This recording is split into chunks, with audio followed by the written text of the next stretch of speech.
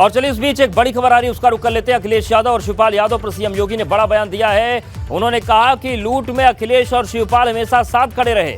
CM योगी ने हिंदी अखबार को दिए इंटरव्यू में ये बातें कही। उन्होंने कहा कि दोनों ने मिलकर यूपी के युवाओं के सामने पहचान का संकट खड़ा किया। वो अलग थे ही कब, प्रदेश को बर्बाद करने में एक साथ थे। मुख्यमंत्री ने यह भी कहा कि शिवपाल को सम्मान नहीं मिलता तो कोप भवन में चले जाते, अपमानित होते हैं फिर पास आ जाते हैं, बार बार अपमानित होते हैं। रामचरितमानस एजेंडा विकास नहीं भटकाव ऐसे मुद्दों को हवा दे रहे हैं। उन्होंने ये भी कहा कि प्रदेश प्रगति के ट्रैक पर है तो विपक्ष डिरेल करने की कोशिश में लगा हुआ है। जाति, मत, मजहब, बहुसंख्यक, अल्पसंख्यक हमारी योजनाओं का आधार नहीं है। हम सबका साथ, सबका विकास, सबका विश्वास की नीति पर चल रहे हैं। लेकिन इन सब के बीच तीखा हमला किया उन्होंने अखिलेश यादव और शिवपाल यादव पर। मुख्यमंत्री ने कहा कि दोनों ने मिलकर युवाओं के सामने पहचान का संकट खड़ा कर दिया और उन्होंने ये भी कहा कि लूट में अखिलेश और शिवपाल हमेशा साथ खड़े रहे।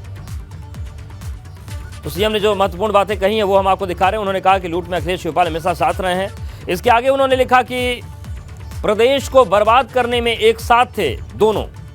और उन्होंने ये भी लिखा कि उन्होंने ये कहा कि दोनों ने मिलकर यूपी के युवाओं के सामने पहचान का संकट खड़ा किया है।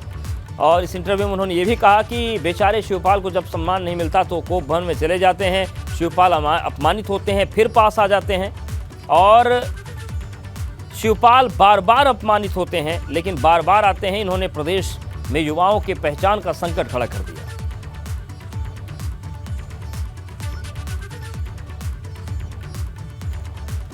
और मुख्यमंत्री ने यह भी कहा कि जिनका एजेंडा विकास नहीं भटकाव है वो रामचरित जैसे मानस को हवा देते हैं मुद्दों को। जब प्रदेश प्रगति के ट्रैक पर हो तो विपक्ष कुछ न कुछ ऐसा करता है। यूपी के विकास को डिरेल करने की कोशिश की जा रही है। उन्होंने जो चौपाइयों पर विवाद छिड़ा उसको लेकर कहा, उन्होंने कहा कि जिनका एजेंडा विकास नहीं भटकाव है वो लोग ही ऐसे मुद्दों को हवा देते हैं। तो रामचरितमानस विवाद पर मुख्यमंत्री योगी आदित्यनाथ ने बातचीत की और अखिलेश और शिवपाल की जोड़ी पर पहली बार इतना तीखा हमला किया है। शैलेश हमारे साथ जुड़ गए। शैलेश, पहले तो ये संकट रहता था कि अखिलेश और शिवपाल एक हैं या नहीं है, मैनपुरी के बाद एक आए वो, लेकिन अब इस जोड़ी पर पहला बड़ा वार मुख्यमंत्री ने पहली बार किया है कि ये अलग थे ही नहीं, लूट में तो साथी रहे एक दूसरे के। बिल्कुल, देखिए निश्चित रूप से अवधेश, जिस तरह से लगातार आप देखिए लगातार ये दूसरा दिन है जब मुख्यमंत्री ने विपक्ष पर निशाना साधा है। लगातार दूसरे दिन उन्होंने रामचरितमानस के मुद्दे पर बात की, लेकिन इस बीच में उन्होंने सपा अध्यक्ष अखिलेश यादव और उनके चाचा व सपा विधायक शिवपाल यादव पर भी निशाना साधा है, जो शिवपाल यादव व पार्टी के राष्ट्रीय महासचिव भी बनाए जा चुके हैं। और मुख्यमंत्री ने देखिए एक बड़ी बात कही, उन्होंने ये कहा कि प्रदेश के युवाओं को लूटने में अखिलेश यादव और शिवपाल यादव की जोड़ी साथ रही है। उन्होंने कहा, जब उनसे पूछा गया कि दोनों अलग थे अब मिल चुके हैं, तो मुख्यमंत्री ने एक बात ये कही कि दोनों अलग ही कब हुए थे, दोनों साथ थे हमेशा से प्रदेश के युवाओं को लूटने के लिए। और इस दौरान मुख्यमंत्री ने देखिए रामचरितमानस को लेकर जिस तरह से लगातार विवाद चल रहा है, जिस तरह से लगातार स्वामी प्रसाद मौर्य सपा के तमाम नेता जो है इस मुद्दे को हवा दे रहे हैं, तो उस पर भी मुख्यमंत्री ने साफ किया कि जब विकास का जो एजेंडा है जिस पर सरकार काम कर रही है उससे लोगों को डिरेल करने के लिए विपक्ष इस तरह के मुद्दों को उठा रहा है, लेकिन जनता जो है उनके बारे में सब जान चुकी है। मुख्यमंत्री से इसके अलावा देखिए जब अल्पसंख्यकों से जुड़ा हुआ सवाल हुआ, जब ये कहा गया अल्पसंख्यकों को पार्टी से जोड़ने की बात की गई, तो उन्होंने कहा कि जब तक शरीर के जो जितने भी अंग हैं उन सबका विकास नहीं होगा तब तक पूर्णांग विकास नहीं हो सकता। पूर्णांग विकास जरूरी है। ऐसे में उन्होंने कहा कि हम लोग सबका साथ सबका विकास की नीति पर काम करते हैं और ऐसे में चाहे अल्पसंख्यक हो, चाहे बहुसंख्यक हो, अगड़े हो, पिछड़े हो, सबको साथ लेकर चलते हैं। योजनाओं का लाभ भी सबको देते हैं। लेकिन शैलेश, जो लोग अभी तक योजनाओं की बात करते थे, जो लोग अल्पसंख्यकों की बात करते थे, वो सारे लोग तो इस बात पर एकजुट दिख रहे हैं कि रामचरितमानस से कुछ चौपाइयों को जब तक हटा नहीं दिया जाएगा तब तक उनकी ये बातचीत चलती रहेगी। क्या रामचरितमानस पर विपक्ष फंस गया है या फिर सरकार के सामने ये स्थिति है कि वहां पर कुछ बोलना और न बोलना दोनों ही कठिन पड़ रहा है?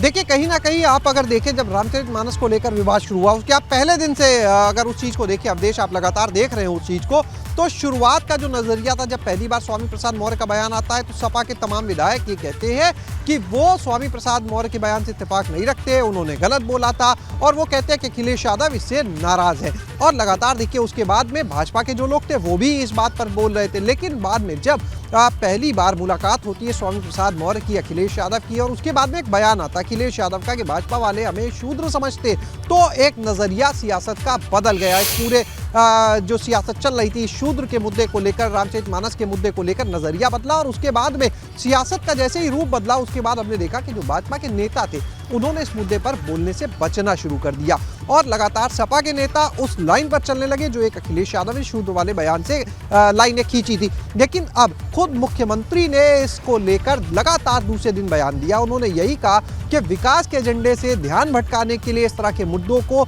समाजवादी पार्टी विपक्ष जो है वो हवा दे रहा है। तो यानी ये साफ समझा जा सकता है कि इस मुद्दे में बिना बहुत कुछ बोले लेकिन कम शब्दों में भाजपा जो है वो लगातार अब विपक्ष को घेरने की कोशिश में लगी है। लेकिन सपा ने भी अपना एजेंडा एक तरह से लगता है साफ कर लिया है, क्योंकि सपा के जितने नेता है, देखिए कुछ देर पहले ही हम अपने दर्शकों को दिखा रहे थे कि सपा कार्यालय के बाहर का नजारा क्या था, जहां पर बड़े बड़े होर्डिंग दिखते थे अखिलेश यादव के, डिंपल यादव के, मुलायम सिंह यादव नेताजी के, वहां पर आज होर्डिंग्स बदल चुके हैं। वहां पर आज होर्डिंग लगे हैं जातीय जनगणना के, वहां पर आज बड़े बड़े होर्डिंग लगे हैं स्वामी प्रसाद मौर्य के, वहां पर बड़े बड़े होर्डिंग लगे हुए कि गर्व से कहो हम शूद्र हैं, वहां पर बड़े बड़े होर्डिंग लगे पार्टी की महिला नेताओं के जो रामचरितमानस के मुद्दे पर वो भी हवा दे रही है लगातार। तो नजारा बदल चुका है, यानी सपा ने अपनी लाइन एक तरह से मान क्लियर कर दी है। उस पर हम बातचीत करेंगे, लेकिन एक बार सीएम योगी का वो बयान सुनवा देते हैं कि इससे पहले रामचरितमानस पर उठे विवाद पर विपक्ष पर उन्होंने किस तरीके से हमला किया था।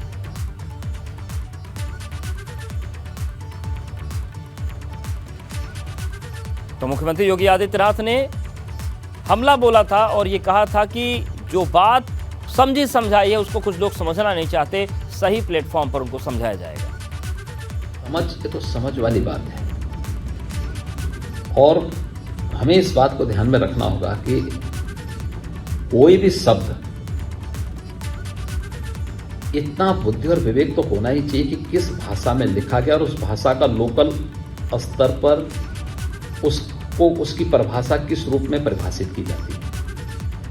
अब उस बात की चीज यानी हम लोग जो है उन लोगों को बताने लग जाए जिसको उस भाषा की समझ न हो, तो फिर अनावश्यक रूप से अपना मुंह भी खराब करना है। तो मैं क्या करूँ, मैं इसीलिए बोल रहा हूँ ना, जब जहां मुझे आवश्यकता पड़ेगी वहां उसकी व्याख्या करूंगा। मैं क्या कर रहा हूँ ना, जहां उसकी आवश्यकता पड़ेगी जरूर उसकी व्याख्या करेंगे। देखिए तो देखिए 2 दिन पहले का इंटरव्यू है, उसमें मुख्यमंत्री योगी आदित्यनाथ ने कहा था कि दरअसल भाषाओं की जो बात होती है स्थानीय स्तर पर जो उनका अर्थ होता है वो लोग समझना नहीं चाहते, लेकिन उन्होंने ये भी कहा कि ये एजेंडा विकास से भटकाने का है और जरूरत पड़ने पर इसकी हम व्याख्या करेंगे। शैलेश हमारे साथ बने हैं, लेकिन समाजवादी पार्टी के प्रवक्ता मनोज काका जी जुड़ गए हैं। मनोज काका जी, मुख्यमंत्री योगी आदित्यनाथ ने रामचरितमानस विवाद पर कहा है कि जो विपक्ष है वो केवल भटकाने, विकास से भटकाने की बात कर रहा है, ये कोई मसला नहीं है। देखिए, मुख्यमंत्री जी ने जो बात करा है, मुख्यमंत्री जी से ही सवाल है कि उत्तर प्रदेश में विकास किधर ढूंढा जाए। हर रोज पेपर लीक होते पेपरों में विकास ढूंढा जाए, कि छुट्टा पशुओं द्वारा नुकसान होते हुए फसलों में विकास ढूंढा जाए, या आप ही की तरह एक जागरूक पत्रकार ने आज एक ट्वीट किया है कि झांसी में एक परिवार दाने दाने को मोहताज है, उसमें ढूंढा जाए, या उत्तर प्रदेश के सभी व्यवस्थाओं में और सभी जगह। अभी मुख्यमंत्री जी से ये सवाल है कि एक यूनिवर्सिटी के 1000 करोड़ का लूटने वाला व्यक्ति, जिसकी सरकार ने कुछ नहीं कर पाई, उसको दोबारा कुलपति बना दिया गया। तो और मुख्यमंत्री जी की सरकार ने ही उस पर मुकदमा किया और कार्रवाई के नाम पे 0 हो गई। तो जो सरकार, मुख्यमंत्री जी जिस लोक भवन में बैठते हैं उसका भी निर्माण मुख्यमंत्री जी के जुमलेबाजी वाली सरकार ने नहीं कराई है, उसका भी निर्माण अखिलेश यादव जी के समावेशी विकास के विचारधारा से हुआ है। मुख्यमंत्री जी का डिफेंस एक्सपो जिस रिवर फ्रंट पे होता है उसको अखिलेश यादव जी ने बनवाया, जिसमें डीजी बैठते हैं अखिलेश यादव जी ने बनवाया। जिस तरह से योगी आदित्यनाथ जी दिल्ली जाते हैं उसको भी माननीय अखिलेश यादव जी ने बनवाया। जिस तरह से गोरखपुर जाते हैं पूर्वांचल एक्सप्रेसवे से, उसको भी अखिलेश यादव जी ने बनवाया। तो विगत उनके 6 सालों के कार्यकाल में योगी आदित्यनाथ जी से ये देश और उत्तर प्रदेश का नौजवान जो लगातार बेरोजगार हो रहा है, वो ये जानना चाह रहा है कि योगी आदित्यनाथ जी आपका विकास किधर है। लेकिन आप मनोज किस काका विकास जी, की बात कर रहे हैं? मुख्यमंत्री तो आप पर ही आरोप लगा रहे हैं। उन्होंने ये भी इंटरव्यू में कहा है कि प्रदेश के युवाओं के लिए पहचान का संकट खड़ा किया, और एक बहुत बड़ी बात उन्होंने बड़ा हमला किया है सियासी तौर पर। उन्होंने ये कहा है कि शिवपाल और अखिलेश कभी अलग नहीं थे, इन्होंने मिलकर प्रदेश को लूट लिया। मैं समझता हूं कि योगी आदित्यनाथ जी अगर इस तरह से बात कर रहे हैं तो वो पहले उत्तर प्रदेश के ऐसे मुख्यमंत्री हैं। आपके माध्यम से पूरा देश ये सुन रहा होगा कि पूरे देश का कौन ऐसा मुख्यमंत्री है जिन पे अटेम्प्ट टू मर्डर तक के मुकदमे थे, राइट्स के मुकदमे थे, वो योगी आदित्यनाथ जी थे। और उनका कोई मुकदमा किसी न्यायिक व्यवस्था ने नहीं वापस लिया, उन्होंने स्वयं लिया। और वो एक मुख्यमंत्री हो करके किस तरह से धार्मिक उन्माद की बातें करते हैं। मैं समझता हूं कि मुख्यमंत्री जी को सबसे ज्यादा संविधान और संविधान की प्रस्तावना पढ़ने की जरूरत है, जिसमें एक चुने हुए मुख्यमंत्री को या किसी प्रधानमंत्री का, आप भी जान रहे हो, कोई उसका धर्म नहीं होता, उसका धर्म धर्मनिरपेक्षता होती है और उसका पालन करना चाहिए। योगी आदित्यनाथ जी को आपके माध्यम से हम ये जानना चाह रहे हैं कि आप मुख्यमंत्री हैं, सबके मुख्यमंत्री हैं, अगर आप में हिम्मत हो, अगर आप में आंकड़े हो, तो रोजगार के सवाल पर, विकास के सवाल पर, दलितों पिछड़ों को मैं जानना चाह रहा हूं कि उत्तर प्रदेश के विश्वविद्यालयों में आप बांदा एग्रीकल्चर यूनिवर्सिटी में प्रोफेसरों की बिल्कुल, ये इन तमाम सवालों का जवाब भी मिलना चाहिए। सियासी तौर पर तमाम बातें होती रहती हैं। बहुत शुक्रिया मनोज जी हमारे साथ जुड़ने के लिए और बातचीत करने के लिए। तो समाजवादी पार्टी के राष्ट्रीय महासचिव शिवपाल सिंह यादव आज इटावा पहुंचे और इस दौरान कार्यकर्ताओं ने उनका स्वागत फूलों की सेज बिछाकर किया। बजट के सवाल पर शिवपाल यादव ने कहा कि मध्यम वर्गीय हो, किसान हो, नौजवान हो और महिलाओं के लिए बजट में कुछ भी नहीं है। भाजपा लोगों का ध्यान असल मुद्दों से भटकाना चाह रही है। तो शिवपाल यादव इटावा पहुंचे, उनका शानदार स्वागत किया उनके कार्यकर्ताओं ने। देखिए, किसानों से, नौजवानों से लेकर के महिलाओं से लेकर के किसी और मध्यम वर्ग के लोगों के लिए बजट में कुछ भी नहीं रखा है। केवल छलावा है। मुद्दे जो भड़काना चाह रही है भारतीय जनता पार्टी, केवल देखिए भारतीय जनता पार्टी भटकाना चाह रही है प्रदेश की जनता। और आज मुरादाबाद के दौरे पर जाएंगे अखिलेश यादव। शादी समारोह में शामिल होने के लिए अखिलेश यादव वहां जाएंगे। निजी विमान से बरेली एयरपोर्ट पहुंचेंगे और बरेली से कार से वो मुरादाबाद जाएंगे। मुरादाबाद तक विमान की अनुमति नहीं मिलने पर नाराजगी भी जताई थी। आपको बता दें कि ये मामला सामने आया था। सपा ने ट्वीट भी किया था कि ये जो चीजें हो रही हैं ये बहुत दिन तक चलेंगी नहीं। दरअसल जिला प्रशासन ने ये दलील दी थी कि जो एयरपोर्ट है जहां हेलीकॉप्टर को लैंड होना है या विमान को लैंड होना है वो निर्माणाधीन है, ऐसे मुरादाबाद में लैंडिंग नहीं हो सकती। इसके बाद समाजवादी पार्टी की तरफ से ये पलटवार आया था कि ये बहुत तानाशाही चल नहीं पाएगी, लेकिन इन सब के बीच मुरादाबाद का दौरा कैंसिल नहीं हुआ। अखिलेश यादव आज पहुंच रहे हैं। शादी समारोह में शामिल होने के लिए अखिलेश यादव जाएंगे और निजी विमान से बरेली एयरपोर्ट पहुंचेंगे अखिलेश यादव। उसके बाद कार से मुरादाबाद जाएंगे। गंभीर खबर आ रही इटावा से, जहां पर दुष्कर्म के आरोपी को कोर्ट ने सजा सुनाई है। कोर्ट ने आरोपी को 10 वर्ष की सजा के साथ 25,000 का आर्थिक दंड सुनाया है। बता दें कि इटावा के भरथना में आरोपी व्यक्ति पर नाबालिग लड़की के साथ दुष्कर्म करने का आरोप है, जिसमें कोर्ट ने सजा सुनाई है। टेम्पो चलाता था और ये भरथना क्षेत्र में जाता आता था दादी के गांव की तरफ। 17 वर्षीय नाबालिग पुत्री को बहला फुसलाकर भगा ले गया। चाकू की नोक पर उसको अपने पास रखा और उसके साथ बंधक बना के बलात्कार की घटना की। इसके विरुद्ध मुकदमा पंजीकृत कराया गया। पुलिस द्वारा विनय कुमार की गिरफ्तारी हुई। इसके खिलाफ मुकदमा माननीय न्यायालय में चला और अभियोजन की ओर से इसमें 7 गवाह प्रस्तुत किए गए। सभी के बयानों के आधार पर ये अभियुक्त विनय कुमार को धारा 376 आईपीसी में 10 वर्ष की सज़ा और पॉक्सो एक्ट की धारा 4 में 10 वर्ष की सज़ा और 25,000 रुपया जुर्माना के आर्थिक दंड से दंडित किया गया। इसको अभियुक्तों के खिलाफ जोर शोर से कार्रवाई की जा रही है तथा जो वांटेड हैं उन्हें गिरफ्तार किया जा रहा है। वे जिन लोगों के खिलाफ अभियोग माननीय न्यायालय में चल रहे हैं उन्हें प्रभावी पैरवी कर सजा कराई जा रही है।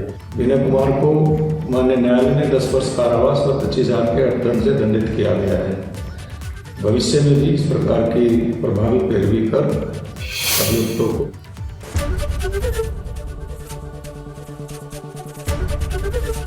एबीपी गंगा, खबर आपकी, जुबान आपकी।